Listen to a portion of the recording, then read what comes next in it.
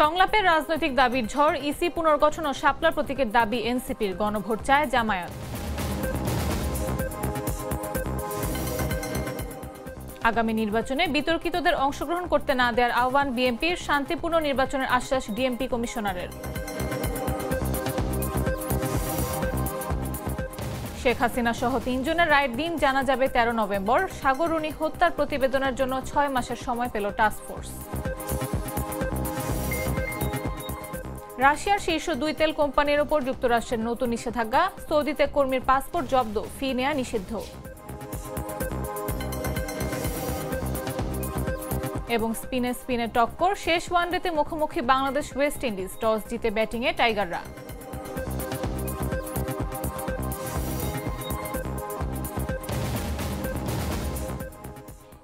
দুপুর 3টা নিউজে সবাইকে আমন্ত্রণ। সাথে আছে আমি নাফিস আব্দুল্লাহ। ছাইকৃত লাল সরিষার দানা থেকে তৈরি হয় প্রাণ সরিষার তেল, আসল ঝাঁঝে আসল স্বাদে। জুলাই সনদের আইনি ভিত্তি নিশ্চিত করা ছাড়া জুলাই সনদে স্বাক্ষর করবে না জাতীয় নাগরিক পার্টি। বুধবার প্রধান উপদেষ্টার সঙ্গে বৈঠক শেষে সাংবাদিকদের এ কথা জানান এনসিপির আহ্বায়ক নাহিদ ইসলাম। বলেন, নির্বাচন কমিশন পুনর্গঠন না করে সুষ্ঠু নির্বাচন আয়োজন করতে পারলে সেই দায় সরকারের উপরই পড়বে। এদিকে জুলাই সনদের আইনি ভিত্তি দিতে জাতীয় নির্বাচনের আগে গণভোট এবং সনদের ভিত্তিতে আগামী জাতীয় নির্বাচন সম্পন্ন করার দাবি জামায়াতের। এছাড়া নির্বাচন নিরপেক্ষ করতে প্রশাসনের পক্ষপাত দুষ্ট কর্মকর্তাদের অপসারণের দাবি দলটির। চলমান রাজনৈতিক সংলাপের অংশ হিসেবে এনসিপির আহ্বায়ক নাহিদ ইসলামের নেতৃত্বে বুধবার বিকেলে প্রধান উপদেষ্টার বাসভবনে আসেন জাতীয় নাগরিক পার্টির প্রতিনিধি দল। ঘণ্টাখানেক বৈঠকের পর সাংবাদিকদের মুখোমুখি হন এনসিপি নেতারা। বলেন, জুলাই সনদ বাস্তবায়নের নিশ্চয়তা পেলেই সই করবেন এনসিপি। এছাড়াও নিরপেক্ষতা নিয়ে প্রশ্ন তুলে ইসি পুনর্গঠনের দাবি জানান নাহিদ। শাপলা ছাড়া অন্য প্রতীক চাপিয়ে দিলে এনসিপি নির্বাচনে যাবে না বলেও সাফ জানান এই নেতা। শাপলা কেন আমরা পাবো না, তার আইনি সাংবিধানিক ব্যাখ্যা আমাদের দিলে তখন আমরা অন্য প্রতীকের বিষয়ে বিবেচনা করবো। তার এখন তো সেটা যদি নির্বাচন কমিশন না দেয়, তার মানে সেটা শুধু প্রতীকের ইস্যু না, এটা নির্বাচন কমিশনের নিরপেক্ষতার প্রশ্ন। নির্বাচন কমিশন ন্যায় বিচার করতে গেলে একটা দলের সাথে স্বীকার করছে। ফলে যেই নির্বাচন কমিশন আমাদের নিবন্ধন এবং প্রতীক বিষয়ে আমাদের সাথে ন্যায় বিচার করে না, তার অধীনে নির্বাচনে গিয়ে আমরা নিরপেক্ষতা এবং ন্যায় বিচার পাবো, সঠিক ফলাফল পাবো, সেটাও তো আমরা বিশ্বাস করতে পারছি। ছাত্র উপদেষ্টাদের দলীয় হিসেবে দেখা হলে অন্য দলের সুপারিশ উপদেষ্টা হওয়াদেরও একইভাবে দেখতে হবে বলে জানান নাহিদ। ফলে উপদেষ্টা পরিষদ পুনর্গঠন করতে হলে শুধু ছাত্র উপদেষ্টা নয়, অন্য যে উপদেষ্টাগুলো রয়েছে, আমরা প্রধান উপদেষ্টার কাছে সেই নামগুলো আমরা বলেছি যে কারা কারা কোন কোন দলের সাথে সংশ্লিষ্টতা রয়েছে বা প্রশাসনের ভাগ বাটোয়ারার সাথে জড়িত আছে। ফলে সার্বিকভাবে এটা বিবেচনা করতে হবে। এদিকে এনসিপির সঙ্গে বৈঠকের পর সন্ধ্যায় প্রধান উপদেষ্টার সঙ্গে বৈঠকে বসেন জামায়াতের প্রতিনিধি দল। সন্ধ্যা 6টা থেকে শুরু হওয়া বৈঠক চলে সোয়া 1 ঘণ্টা। পরে জামায়াতের প্রতিনিধি দল বৈঠকের বিষয় নিয়ে কথা বলেন গণমাধ্যমে। যেহেতু তারা গণভোট চায় নাই, জনগণের চাপে সেন্টিমেন্ট দেখে তারা রাজি হয়েছে, কিন্তু প্যাঁচ একটা লাগাই রাখছে আবার। দলটির নায়েবে আমির সৈয়দ আব্দুল্লাহ মোহাম্মদ তাহের জানান, ফেব্রুয়ারির নির্বাচন গ্রহণযোগ্য করতে এবং জুলাই সনদের আইনি ভিত্তি নিশ্চিতে নির্বাচনের আগেই আয়োজন করতে হবে গণভোটের। তিনি দাবি জানান, প্রশাসন, বিচার বিভাগ ও আইন শৃঙ্খলা বাহিনীর ভেতরে ফ্যাসিস্টের দোসরের দ্রুত অপসারণ করতে হবে ডক্টর ইউনূসের সরকারকে। আমরা বলে আসছি যে কোনো প্যাঁচ এখানে আমরা বুঝি না। সহজ সরলভাবে গণভোট আগে হইতে হবে, আলাদা বিষয়। এটা যদি হয় এর ভিত্তিতে নির্বাচন, এটা যদি না হয় এটা মাইনাস করে নির্বাচন, খুব সোজা জিনিস। এখন প্রশ্ন তুলেছে তারা যে সময় আছে কিনা। সময় আছে, আপনারা জানেন 2টা গণভোট হয়েছে বাংলাদেশে, 3টা হয়েছে। এর মধ্যে একটা হয়েছে 21 দিনের ব্যবধানে, একটা হচ্ছে 17 দিনের ব্যবধানে। আমরা বলেছি নভেম্বরের লাস্টে গণভোট করেন, প্রায় 1 মাসের বেশি সময় আছে। তারপরে আরও 2.5 মাস থাকবে জাতীয় নির্বাচনের জন্য। সুতরাং এখানে সময়ের কোনো সমস্যা নয়। সাংবাদিকদের প্রশ্নের জবাবে তাহের জানান, আদালতে বিচারাধীন থাকায় তত্ত্বাবধায়ক সরকার নিয়ে কোনো আলোচনা না হলেও জামায়াত মনে করে এই সরকারই তত্ত্বাবধায়ক সরকারের দায়িত্ব পালন করতে পারে। আমরা বলেছি, আপনি কেয়ারটেকার গভর্নমেন্টের মতো আছেন, নিরপেক্ষ সরকার, আপনি এটাকে লেভেল প্লেইং ফিল্ড করেন, সকলের জন্য সমতল ভূমি তৈরি করেন এবং নির্বাচনের আগে আপনি যেখানে যেখানে রদবদল করা দরকার আপনি রদবদল করেন। এবং সেক্ষেত্রে উনি আমাদেরকে বলেছে উনি নিজে তত্ত্বাবধান করবেন এবং লটারি সিস্টেমে উনি পোস্টিং ঠিক করবেন। তো আমরা বলেছি আমাদের কোনো আপত্তি নেই। জাতীয় নির্বাচনে অন্তর্বর্তীকালীন সরকারের নিরপেক্ষতা নিশ্চিতে ডক্টর ইউনূসের সরকারকে গুরুত্বপূর্ণ ভূমিকা রাখতে আহ্বান জানিয়েছে জামায়াতের প্রতিনিধি দল। অনুভা বিশ্বাস, জাগো নিউজ। প্রধান উপদেষ্টার সঙ্গে এনসিপি এবং জামায়াতের বৈঠক এবং সংলাপের রাজনৈতিক দাবির ঝড় নিয়ে আলোচনার জন্য আমাদের সঙ্গে স্টুডিওতে উপস্থিত আছেন জাগো নিউজের স্টাফ রিপোর্টার রায়হান আহমেদ। রায়হান, স্বাগত আপনাকে। জি, থ্যাংক ইউ। প্রতিবেদনটিতে যেমনটি দেখছিলাম তার উপর ভিত্তি করে আপনার কাছে জানতে চাই যে প্রধান উপদেষ্টার সঙ্গে দলগুলোর যে ধারাবাহিকভাবে রাজনৈতিক সংলাপ চলছে এবং বিভিন্ন দাবি এবং শর্তগুলো উঠে এসেছে, এর ফলে কি আসন্ন নির্বাচনে কি কোনো প্রভাব পড়তে পারে এবং এর ফলে কি কি শঙ্কা তৈরি হতে পারে? জি, আপনাকে ধন্যবাদ। গত বছর 5 আগস্টের পর থেকে অন্তর্বর্তীকালীন সরকারের প্রধান উপদেষ্টা ডক্টর মোহাম্মদ ইউনূস কিন্তু বিভিন্ন সংস্কার এবং রাজনৈতিক দলগুলো বিভিন্ন দাবি এবং শর্ত নিয়ে কিন্তু তিনি সংস্কার কমিশন গঠন করেছেন এবং ঐক্যমত কমিশন করেছেন। এখন ঐক্যমত কমিশনের সভাও শেষ, তারপরেও কিন্তু বিভিন্ন রাজনৈতিক দল তাদের বিভিন্ন শর্ত দিচ্ছে। যেমন জামাত ইসলামী সহ ইসলামী 60টি দল তারা 60টি দাবিতে আন্দোলন করে যাচ্ছে। অন্যদিকে এনসিপি তারা তাদের শাপলার প্রতীক নিয়ে দাবি করে যাচ্ছে। তো এই যে বিষয়গুলো, বিশেষ করে প্রধান বড় দুটি রাজনৈতিক দল এনসিপি এবং জামাত, বিএনপির কিছু বিষয়ে নোট অফ ডিসেন্ট রয়েছে, তারা সরকারের সাথে বেশ কয়েকটি বিষয়ে তাদের আসলে সংগতি রয়েছে। কিন্তু বিএনপি এবং জামাত এবং এনসিপির যে কয়েকটি দাবি, গুরুত্বপূর্ণ দুইটি দাবি, বিশেষ করে জামাতের হচ্ছে তারা চাচ্ছে জাতীয় নির্বাচনের আগে গণভোট হোক, অন্যদিকে বিএনপি চাচ্ছে যে জাতীয় নির্বাচনের দিন গণভোট হোক।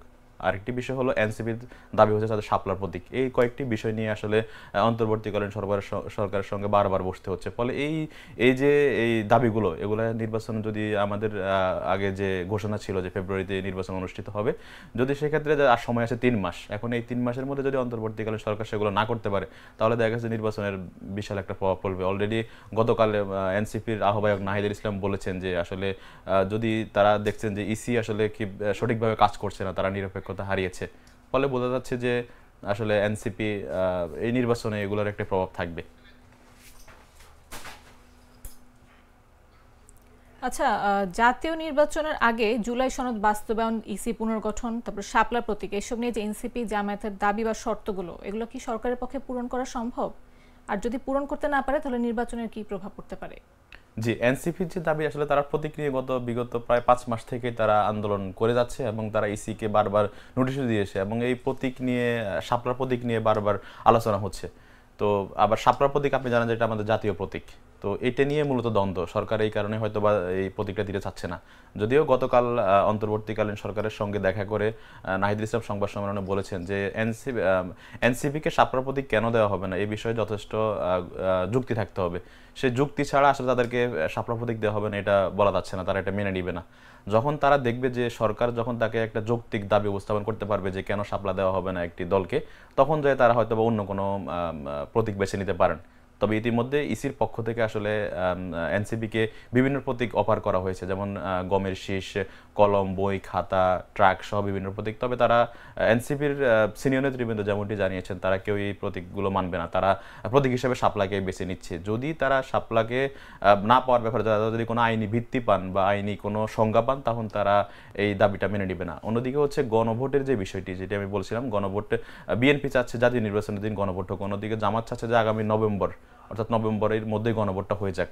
গণভোটে যখন মানুষ আসলে ভোট দিবে যে জুলাই জাতীয় সনদের ভিত্তিতে নির্বাচন হবে কিনা, আর যদি না হয় তাহলে তো আগে যেভাবে পদ্ধতিতে নির্বাচন হতো সেভাবেই হবে। আর যদি জনগণ ভোট দেয় যে না আমাদের জুলাই জাতীয় সনদের ভিত্তিতেই হচ্ছে নির্বাচন হবে, তাহলে তো সেক্ষেত্রে ওই পদ্ধতিতে নির্বাচন হবে। তবে জামাতের দাবি হচ্ছে, জামাত সহ 60টি ইসলামিক দলের দাবি হচ্ছে যে গণভোটটা নভেম্বরে হয়ে যাক।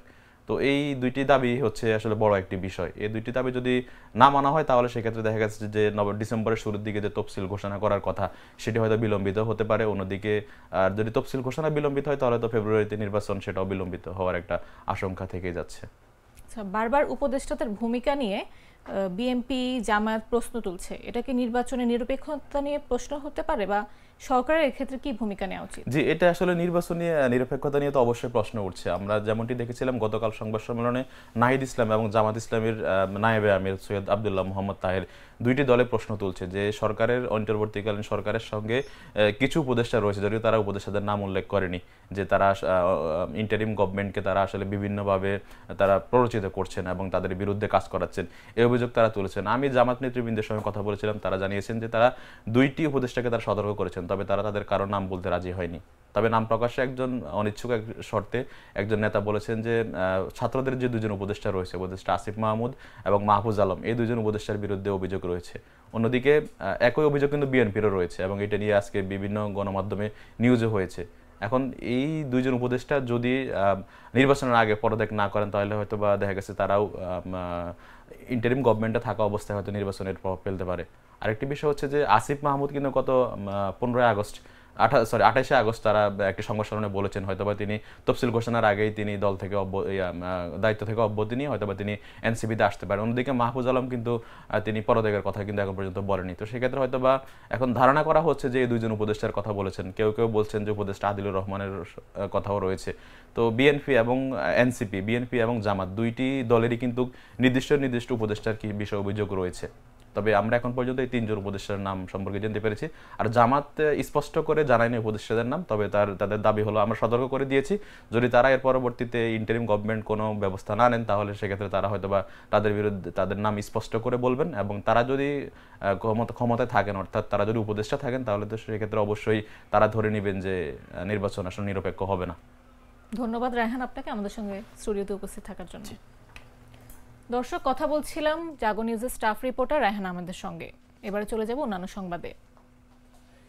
বিতর্কিত কর্মকর্তারা যেন আগামী নির্বাচনে কোনোভাবে অংশগ্রহণ না করতে পারেন সে বিষয়ে ইসিকে সচেষ্ট থাকার আহ্বান জানিয়েছেন বিএনপির স্থায়ী কমিটির সদস্য ডক্টর আব্দুল মঈন খান। বলেন, গত 15 বছরে প্রশাসনকে দলীয়করণ করা হয়েছে, তাই বিগত নির্বাচনে দায়িত্ব পালন করা কর্মকর্তাদের নিয়ে সতর্ক থাকতে হবে। বৃহস্পতিবার দুপুরে রাজধানীর আগারগাঁওয়ে প্রধান নির্বাচন কমিশনার এএমএম নাসির উদ্দিনের সঙ্গে বৈঠক শেষে একথা জানান তিনি। এ সময় জাতীয় নির্বাচনের দিনে গণভোটের প্রস্তাবে বিএনপি অটল রয়েছে বলেও জানান তিনি।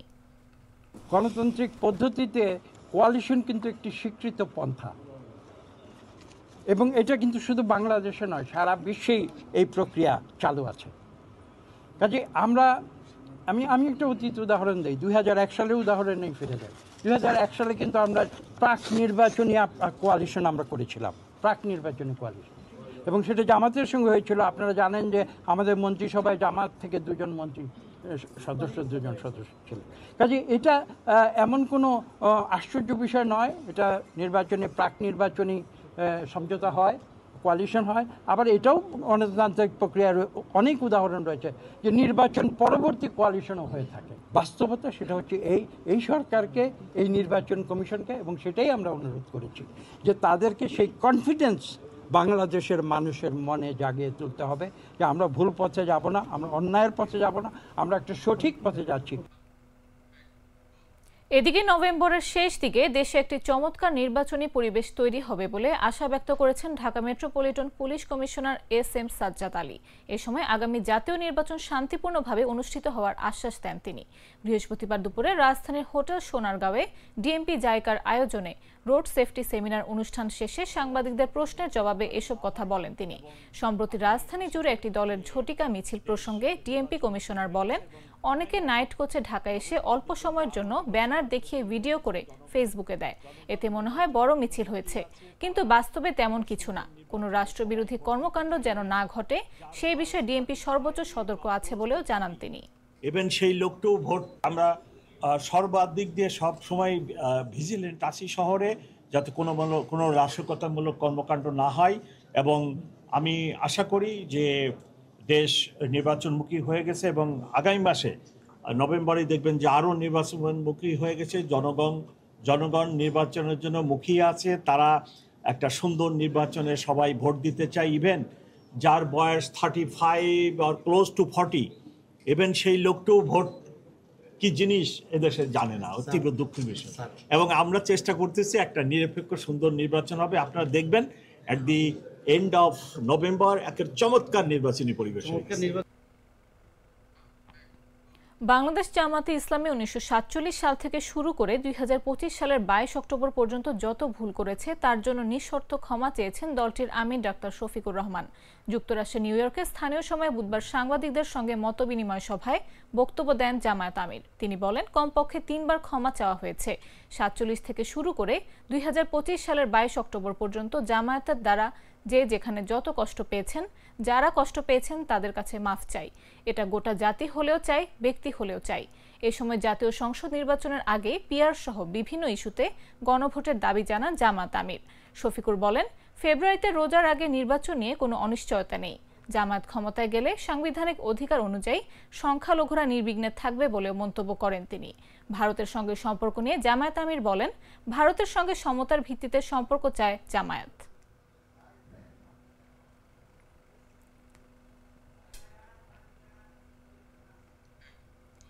জুলাই আগস্টে মানবতা বিরোধী অপরাধের মামলায় সাবেক প্রধানমন্ত্রী শেখ হাসিনা, সাবেক স্বরাষ্ট্রমন্ত্রী আসাদুজ্জামান খান কামাল ও সাবেক পুলিশ মহাপরিদর্শক চৌধুরী আব্দুল্লাহ আল মামুনের বিচার কাজ শেষ হয়েছে। আগামী 13 নভেম্বর রায়ের তারিখ জানাবেন ট্রাইব্যুনাল। বৃহস্পতিবার আন্তর্জাতিক অপরাধ ট্রাইব্যুনাল 1-এ মামলায় যুক্তি বিতর্ক ও সমাপনী বক্তব্য দেন অ্যাটর্নি জেনারেল আসাদুজ্জামান। এর মধ্য দিয়ে মামলার বিচার কাজ শেষ হয়। অ্যাটর্নি জেনারেল বলেন, এ হত্যাযজ্ঞ হয়েছে রাষ্ট্রীয় পৃষ্ঠপোষকতায়। শেখ হাসিনা সহ আসামিদের শাস্তি না হলে শহীদ আহতরা অবিচারের শিকার হবে। এর আগে বুধবার গেল বছরের জুলাই আগস্টে সংঘটিত গণহত্যার দায়ে মানবতা বিরোধী অপরাধের মামলায় যুক্তিতর্ক উপস্থাপন শেষে হাসিনা কামালের খালাসের প্রত্যাশা করেন রাষ্ট্রনিযুক্ত আইনজীবী। দায় থেকে বাঁচতে সাবেক আইজিপি মামুন রাজসাক্ষী হয়েছেন বলেও দাবি তার।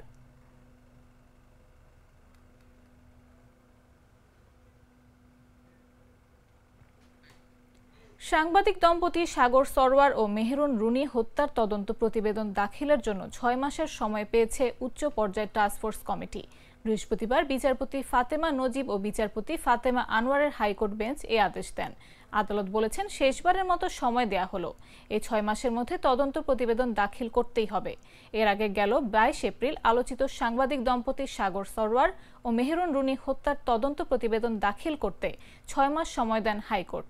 সাংবাদিক দম্পতি সাগর সরওয়ার ও মেহেরুন রুনি হত্যার ঘটনায় করা মামলার তদন্ত প্রতিবেদন দাখিলের জন্য এ পর্যন্ত 121 বার সময় বাড়ানো হলো। 2012 সালের 11 ফেব্রুয়ারি রাতে রাজধানীর পশ্চিম রাজাবাজারে সাংবাদিক দম্পতি মাছরাঙা টেলিভিশনের বার্তা সম্পাদক সাগর সরওয়ার ও এটিএন বাংলার জ্যেষ্ঠ প্রতিবেদক মেহেরুন রুনি তাদের ভাড়া বাসায় নির্মমভাবে খুন হন। গ্লিটারের টুইন লেমন ও অ্যান্টিব্যাকটেরিয়াল ফর্মুলা বাসনকে চকচকে জীবাণুমুক্ত করে আমাদের দেয় গ্লিটার গ্যারান্টি।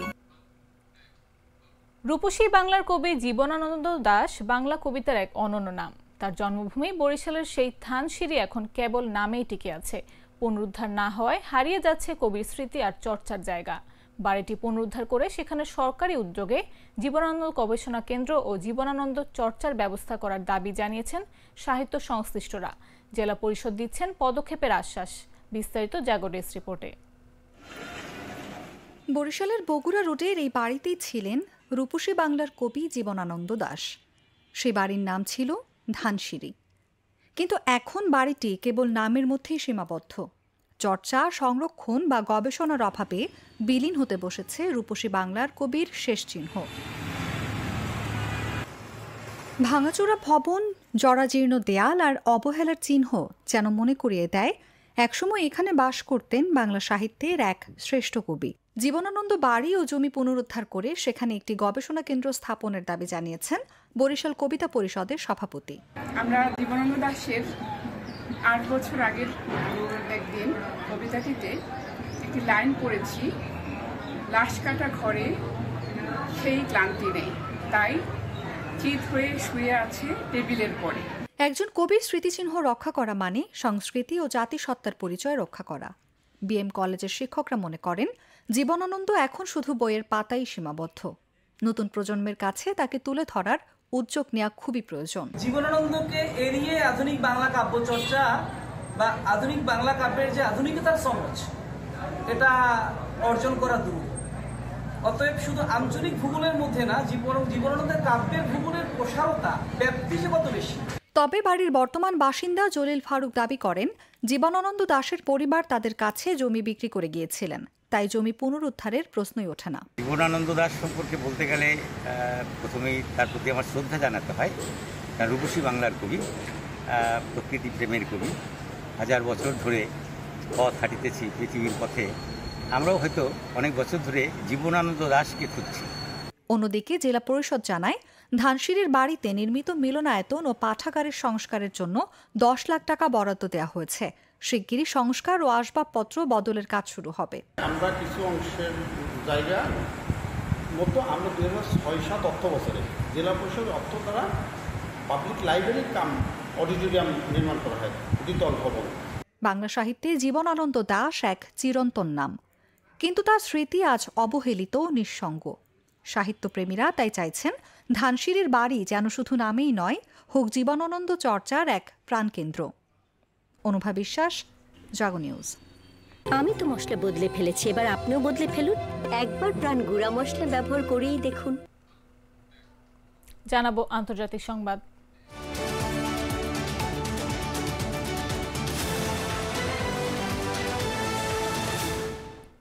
রাশিয়ার 2 শীর্ষ তেল কোম্পানি রসনেফট ও লুকওয়েলের ওপর নতুন করে নিষেধাজ্ঞা আরোপ করেছে যুক্তরাষ্ট্র।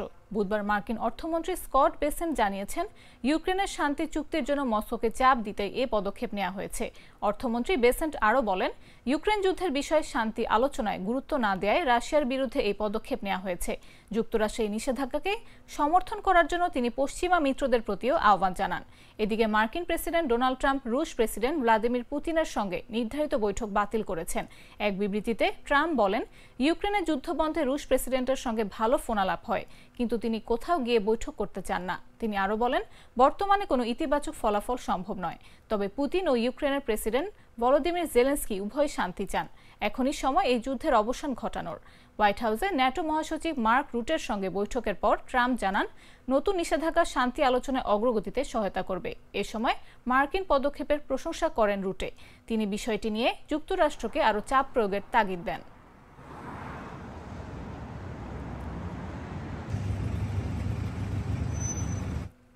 সৌদি আরবে গৃহস্থালী কাজে সহায়তাকারী কর্মীদের কাছ থেকে নিয়োগ, পেশা পরিবর্তন, সেবা হস্তান্তর বা ওয়ার্ক পারমিটের খরচ আদায় সম্পূর্ণ নিষিদ্ধ করেছে কর্তৃপক্ষ। কর্মীর পাসপোর্ট বা আকামা জব্দ করা হলে কঠোর ব্যবস্থা নেওয়া হবে। এছাড়া প্রতি 2 বছর পর পর কর্মীর দেশে ফেরার প্লেন ভাড়া নিয়োগদাতাকেই দিতে হবে। নিয়ম লঙ্ঘন করলে সর্বোচ্চ 20,000 সৌদি রিয়াল জরিমানা ও 3 বছরের নিয়োগ নিষেধাজ্ঞা আরোপ করা হবে। অপরাধ প্রমাণিত হলে শাস্তি দ্বিগুণ বা স্থায়ী হতে পারে। নতুন guide to the rights and obligations অনুযায়ী গৃহকর্মীরা নিয়মিত বেতন পাবেন, প্রতি সপ্তাহে বিশ্রাম দিবস এবং 2 বছর পর 1 মাসের ছুটি পাবেন। 4 বছরের চাকরির পর সমপরিমাণ গ্র্যাচুইটি পাওয়ার অধিকার থাকবে। এই পদক্ষেপ গৃহকর্মীদের সম্মানজনক জীবন ও স্থিতিশীল কর্মপরিবেশ নিশ্চিত করবে।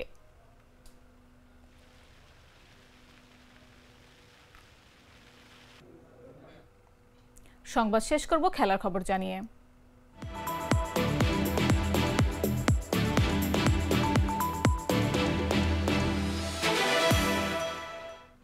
বাঁচা মরার লড়াইয়ের ম্যাচে সিরিজের তৃতীয় শেষ ওয়ানডে আজ ওয়েস্ট ইন্ডিজের মুখোমুখি বাংলাদেশ। সিরিজ এখন 1-1 সমতা এবং আজকের ম্যাচে নির্ধারণ হবে সিরিজ কার। এছাড়াও দারুণ একটি পরীক্ষাও হবে আজ। কোন দল স্পিনার মায়াজালে টিকে থাকতে পারে বেশি সময়। এক কথায়, যে দল স্পিন ভালো খেলবে তারাই সিরিজ জিতবে। বৃহস্পতিবার মিরপুর শেরেবাংলা জাতীয় ক্রিকেট স্টেডিয়ামে ওয়েস্ট ইন্ডিজের বিপক্ষে টস জিতে ব্যাটিংয়ের সিদ্ধান্ত নিয়েছে বাংলাদেশ। সিরিজের এই শেষ ম্যাচে 2 দলেই কোনো পরিবর্তন আনা হয়নি। এর অর্থ আগের ম্যাচের মতো স্পিনে লড়াই হবে 2 দলের মধ্যে।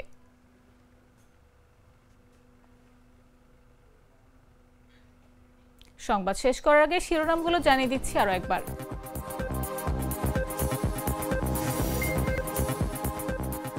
সংলাপের রাজনৈতিক দাবির ঝড়, ইসি পুনর্গঠন ও শাপলা প্রতীকের দাবি এনসিপির, গণভোট চায় জামায়াত। আগামী নির্বাচনে বিতর্কিতদের অংশগ্রহণ করতে না দেওয়ার আহ্বান বিএনপির, শান্তিপূর্ণ নির্বাচনের আশ্বাস ডিএমপি কমিশনারের। শেখ হাসিনা সহ 3 জনের রায়ের দিন 13 নভেম্বর সাগররুনি হত্যার প্রতিবেদনের জন্য 6 মাসের সময় পেল টাস্কফোর্স।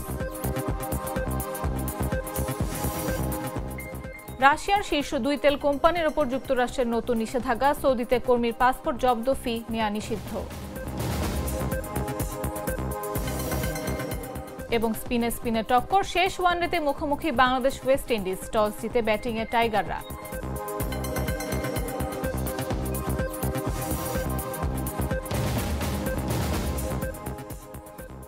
দর্শক, এই ছিল এখনকার মতো। প্রতি মুহূর্তে সর্বশেষ খবর পেতে ভিজিট করুন jagonews24.com, ফলো করুন আমাদের ভেরিফাইড ফেসবুক পেজ এবং সাবস্ক্রাইব করুন জাগো নিউজের ইউটিউব চ্যানেল। এতক্ষণ সাথে থাকার জন্য ধন্যবাদ সবাইকে।